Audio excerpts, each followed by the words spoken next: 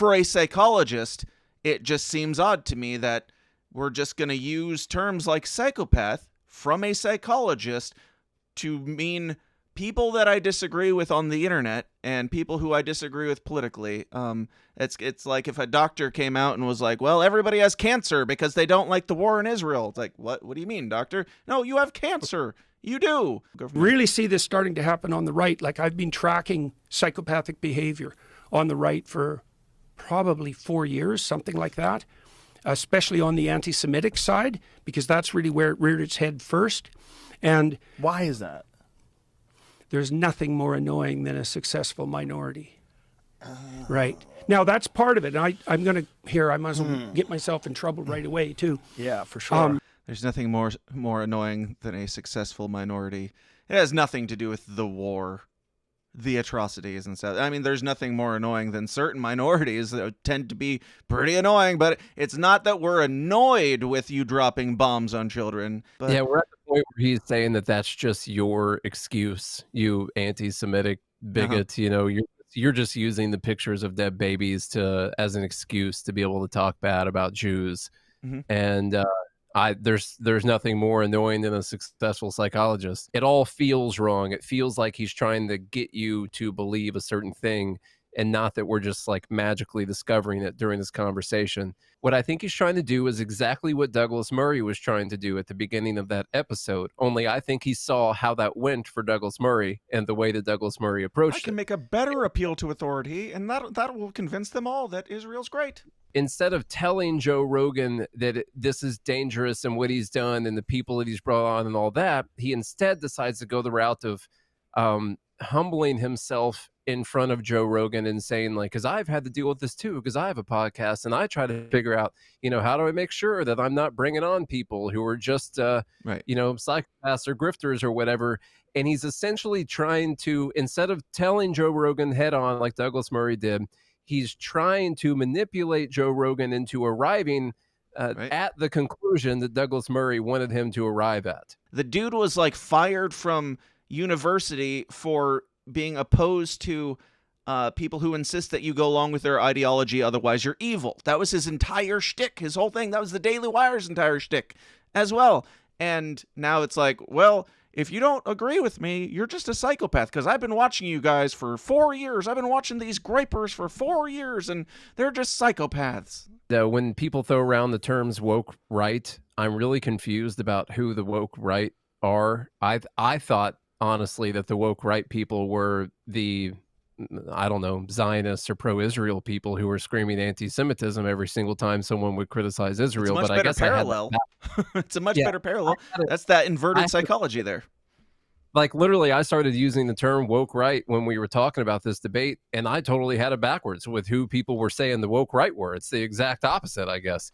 It's the people who are critical of Israel that are the woke right. That doesn't seem to make any sense to me. They just beat us to the punch. They're like, James Lindsay coined the term, so now that's what it means. It means anybody who opposes the war in Israel is woke right, and they're psychopaths and evil and on the fringe. Isn't it so wild that he's talking about psychopaths on the right, and he's talking about people who are opposed to a war where so many innocent people are dying, and not the people like, I know you saw that Misfit Patriot post. But yeah, I'm okay.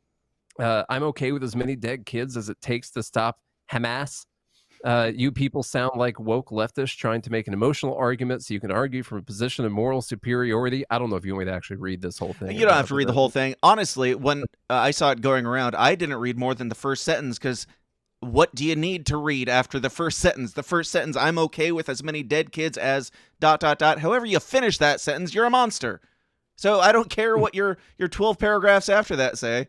I've heard enough, and I did see him also calling out people like, oh, you cropped it, you left out the rest. It's like, the rest didn't help. The psychopaths are the one arguing for peace, not the ones that are literally dropping bombs. With dead kids. Yes. Yeah. And then celebrating it. I mean, that it's like a celebration. As many dead kids as possible. Now, look, I understand Jordan Peterson is now surrounded by a lot of Jew friends, Dennis Prager and Ben Shapiro. It's just true. And look, and it's also true that Jews have been persecuted for thousands of years. That's true. Right? I mean, they were slaves. They Kicked Hitler out of tried to 109 exterminate. countries. Yeah. Nate and I have said many times on the show, like, does Israel have a right to defend itself? Of course it does. But there are lots of ways you can defend yourself that don't involve just murdering children. Yeah. For the Also sake of don't murdering involve children. U.S. dollars. Also, this whole guilt by association thing is very reminiscent of the entire guilt by association thing that the woke left have been doing for the last 10 years. And many libertarians, you guys have probably run into this too. If you platform Ryan Dawson, or if you platform Maj Touré on the wrong week, or if you platform Dave Smith, or if you say Hans Hermann Hoppe's name, then you are evil, because guilt by association. For Jordan Peterson to go on Joe Rogan and even hint at, like, why would you platform certain people? It's like, bro, that was your entire setup, your entire rise to power of any sort of authority, any sort of opinion that anybody cared about, was you were against the whole guilt by association thing. He even references James Lindsay, because Joe Rogan brings him up. He's like, oh, is that like that James Lindsay thing with the woke right? And Jordan Peterson's like, well, he's onto something there. He's onto something, but he hasn't fully diagnosed it as